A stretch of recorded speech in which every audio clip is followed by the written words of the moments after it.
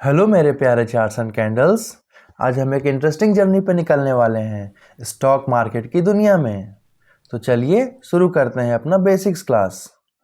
सपनों का बाजार भारतीय स्टॉक मार्केट के साथ। भारतीय स्टॉक मार्केट एक ऐसा बाजार है जहां आपका पैसा आपके सपनों को हकीकत में बदल सकता है। जहां आपका पैसा सिर्फ ट्रांजैक्शन का हिस्सा ही नहीं होता, बल्कि ये आपके सपनों को हकीकत में बदलने का जरिया भी बन जाता है। आम आदमी की भाषा में समझा जाए तो ये वो जगह है जहां आम आदमी का पैसा उसके लिए कमा सकता है। एक छोटा सा बाजार जो हम सबके सपनों का असली हीरो है। भारतीय स्टॉक मार्केट एक ऐसी जगह है जहां आम आदमी भी अपने फाइनेंशियल गोल्स को हकीकत में बदल सकता है। यहाँ हर किसी को मौका मिलता है, चाहे वो एक शुरुआत करने वाला व्यापारी हो या फिर एक सैलरीड आदमी। ये एक ऐसा बाजार है जो हर किसी के लिए कुछ खास लेकर आता है। यहाँ हम ये सीखेंगे कि कैसे ये बाजार हमारे लिए काम करता है, कैसे हम अपने सपनों की राह में इस स्टॉक मार्केट का सहारा ले सकते हैं। तो चलिए देखते हैं भारतीय स्टॉक मार्केट को आम आदमी की नज़र से। सेंसेक्स और निफ्टी। सेंसेक्स और निफ्टी हमारे स्टॉक मार्केट के रॉक स्टार्स हैं, जिनकी परफॉर्मेंस बताती है कि हमारा स्टॉक मार्केट किस तरह से ग्रुप में है। सेंसेक्स टॉप 30 कंपनी का कलेक्शन है जो स्टॉक मार्केट की ओवरऑल हेल्थ को रिप्रेजेंट करता है। निफ्टी भी कुछ ऐसा ही है, लेकिन ये टॉप 50 कंपनीज का क्लब है। ऐसे समझते हैं कि सेंसेक्स और निफ्टी स्टॉक मार्केट के स्टेज पर डांस करते हैं, बताते हैं कि ये स्टॉक मार्केट, ये हमारा जो बाजार है, वो किस रिदम में चल रहा है। इनकी परफॉर्मेंस को हम ऐसे समझ सकते हैं, जब ये बढ़ते हैं तो समझो मार्केट में कुछ अच्छा होने वाला है, और जब ये घटते हैं तो थोड़ा सावधान रहने की जरूरत है। इन सुपरस्टार्स की अच्छी परफॉर्मेंस को देखकर हम आसानी से समझ सकते हैं कि हमारा मार्केट का मूड कैसा है। बुल्स और बियर्स। तो चलिए हम बुल्स और बियर्स को ऐसे समझते हैं। स्टॉक मार्केट एक ऐसा क्रिकेट मैच है जहां बुल्स और बियर्स एक दूसरे के साथ खिलाड़ी बन जाते हैं। बुल्स वो एनर्जेटिक प्लेयर है जो हमेशा पॉजिटिविटी के साथ खेलता है। इसका मकसद मार्केट को आगे बढ़ाना होता है और प्राइस को इंक्रीज करना होता है। बियर्स थोड़े सावधान होते हैं, इनका गेम प्लान मार्केट को कंट्रोल में रखने का होता है और प्राइसेस को घटाने का होता है। ये प्लेयर्स संभलते हुए खेलते हैं। जैसे क्रिकेट मैच में एक अच्छा बॉलर और एक बैट्समैन का मुकाबला होता है, वैसे ही स्टॉक मार्केट में बुल्स और बियर्स का एक कांस्टेंट मुकाबला होता है। ये दोनों फोर्सेस मार्केट के मूवमेंट को डिसाइड करते हैं। अगर बुल्स डोमिनेट होते हैं तो मार्केट खुश होता है, लेकिन अगर बियर्स कंट्रोल में होते हैं तो थोड़ा सावधान रहना चाहिए। स्टॉक मार्केट का ये क्रिकेट मैच जो है ना, ये हमारे पैसों का खेल है, जिसमें बुल्स और बियर्स अपना गेम खेलते हैं। Long term and short term investment. Stock market में इन्वेस्टमेंट करना एक क्रिकेट मैच खेलने जैसा है, जहां आप अपने तरीकों से गेम खेलते हैं। कुछ लोग लॉन्ग टर्म्स प्लेयर्स होते हैं, जैसे कि टेस्ट मैच में कंसिस्टेंसी का इंपॉर्टेंस होता है। वो अपने स्टॉक्स को कुछ साल तक होल्ड करते हैं, वो उनको बढ़ते हुए देखते हैं और उनके स्टॉक्स उनको अच्छे रिटर्न्स देते हैं। लॉन्ग टर्म इन्वेस्टर्स अपने स्टॉक्स को केयरफुली सेलेक्ट करते हैं। जैसे एक प्लेयर अपने शॉर्ट्स चूज करता है, वो मार्केट्स के अप एंड डाउन्स को देखते हैं, लेकिन उनका एम हमेशा फ्यूचर का है। फिर आते हैं शॉर्ट टर्म्स प्लेयर्स, जो T20 की तरह गेम खेलते हैं। ये लोग जल्दी रिजल्ट्स देखना पसंद करते हैं। उनका फोकस कुछ महीने या कुछ दिनों में अच्छा रिटर्न्स हासिल करने का होता है। शॉर्ट टर्म्स प्लेयर जैसे कि T20 में शॉर्ट्स लेते हैं, वैसे ही ये लोग क्विक प्रॉफिट्स के लिए मार्केट में एंटर करते हैं। उनका गोल जल्दी से प्रॉफिट बनाने का होता है। दोनों तरीकों के अपने अपने मजे होते हैं और दोनों का अपना एक अलग चार्म है।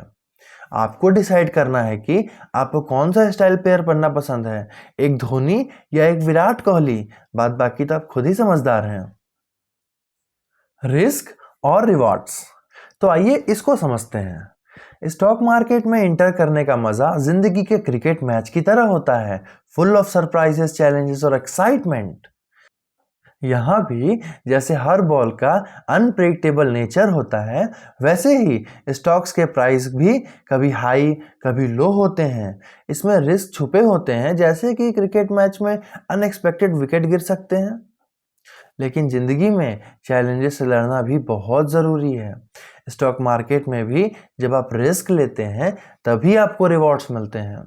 कभी कभी कुछ स्टॉक्स बहुत अच्छे से परफॉर्म करते हैं और आपको बड़ी रिटर्न्स देते हैं, लेकिन कभी कभी मार्केट में अनएक्सपेक्टेड इवेंट्स भी होते हैं जिसमें आपको लॉस हो सकता है। जिंदगी में जो सीखा है वही प्रिंसिपल स्टॉक मार्केट में भी काम आते हैं। पेशेंस, रिजिलियंस और कंटिन्यूअस लर्निंग। तो स्टॉक मार्केट का क्रिकेट मैच भी थोड़ा रिस्की हो सकता है, लेकिन सही स्ट्रेटजी और प्लानिंग के साथ आप अपने फाइनेंशियल इनिंग को बढ़िया से खेल सकते हैं। और याद रखिएगा, हर एक मैच में एक मोमेंट होता है जो गेम को पलट सकता है।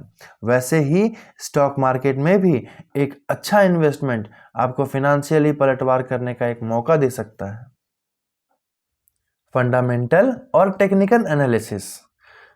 स्टॉक को समझना कोई रॉकेट साइंस नहीं है, बस एक सिंपल सी बात है। हम आपको बताते हैं कैसे कुछ बेसिक्स टूल से आप स्टॉक मार्केट की इस गेम को खेल सकते हैं। तो आइए समझते हैं फंडामेंटल एनालिसिस को।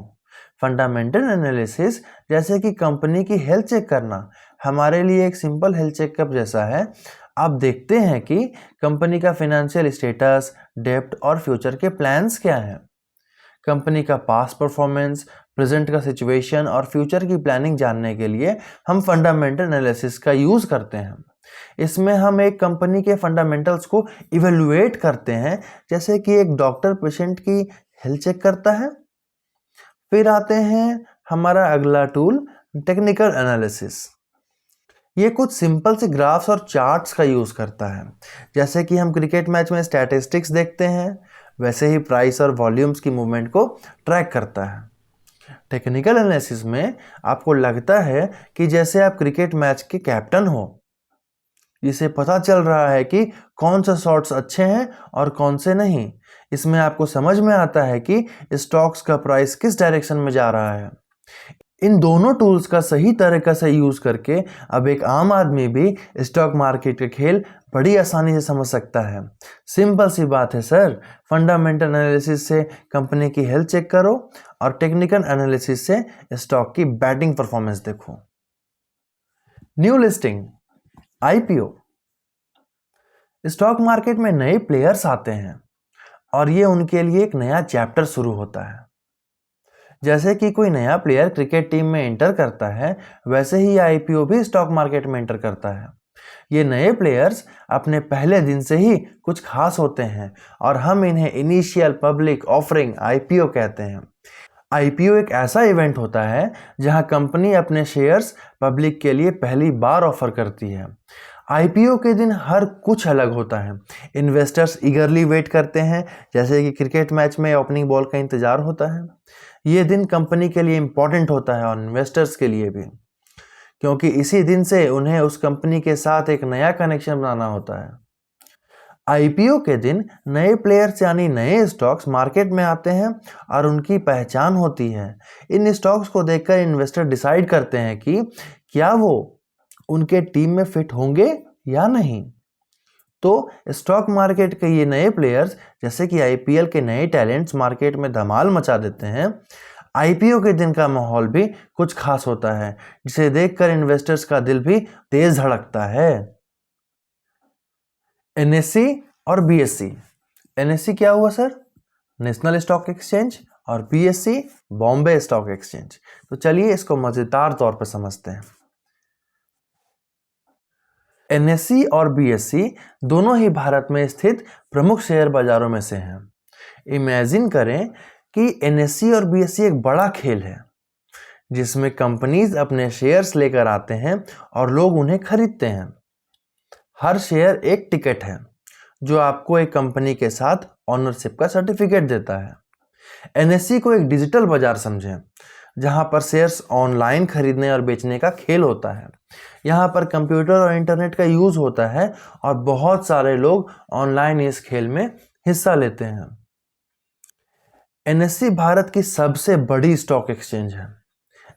एनएससी का उद्देश्य इफिशिएंट, ट्रांसपेरेंट और लिक्विड सिक्योरिटीज ट्रेडिंग को प्रमोट करना होता है।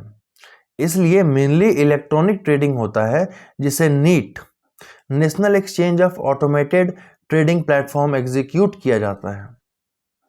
एनएससी ने सीएनएक्स निफ्टी इंडेक्स को इंट्रोड्यूस किया, जो भारत के प्रमुख 50 स्टॉक का एवरेज रिप्रेजेंट करता है। एनएससी के इंस्ट्रूमेंट में स्टॉक्स, इक्विटी, डेरिवेटिव्स, डेब्ट इंस्ट्रूमेंट, ईटीएफ और म्यूचुअल फंड शामिल हैं। बीएससी को एक ट्रेडिशनल बाजार समझें, जैसे कि एक पुराना मार्केट जहां पर लोग शेयर्स को हाथ से खरीदते हैं। ये बाजार फिजिकल लोकेशन में होता है और ट्रेडर्स यहां आकर शेयर का व्यापार करते हैं। बीएससी भारत का सबसे पुराना स्टॉक एक्सचेंज है, जो 1875 ईस्वी में इस्टेब्लिश हुआ था। बीएससी के ट्रेडिंग फ्लोर पर ट्रेडिशनली ओपन आउटक्राई सिस्टम इस्तेमाल होता है, लेकिन अब इलेक्ट्रॉनिक ट्रेडिंग भी होता है। सेंसेक्स बीएससी का प्रमुख स्टॉक मार्केट इंडेक्स है, जो 30 प्रमुख स्टॉक को ट्रैक करता है। बीएससी में स्टॉक्स, इक्विटी, डेरिवेटिव्स, डेब्ट इंस्ट्रूमेंट, ईटीएफ और म्यूचुअल फंड्स ट्रेड होते हैं। बीएससी का एक नोटेबल फीचर है कि यहाँ पर बीएससी स्टार एमएफ प्लेटफॉर्म के थ्रू म्यूचुअल फंड ट्रांजैक्शन किए जा सकते हैं। सोचिए, शेयर का एक बड़ा सर्कस है, जहाँ पर हर दिन नए स्टंट्स होते हैं। कभी शेयर का भाव बढ़ता है, कभी गिर जाता है। लोग यहाँ आकर देखते हैं कि किस शेयर का सर्कस आज सबसे मजेदार है। जैसे एक ऑडियंस मेंबर हैं, ठीक है, जो डिसाइड करते हैं कि कौन सा सर्कस आपको सबसे ज्यादा मजा देगा और उस शेयर को आप खरीदते हैं। आपका एम होता है कि आपका सेलेक्टेड सर्कस आगे बढ़े और आपको मजेदार रिटर्न्स मिले।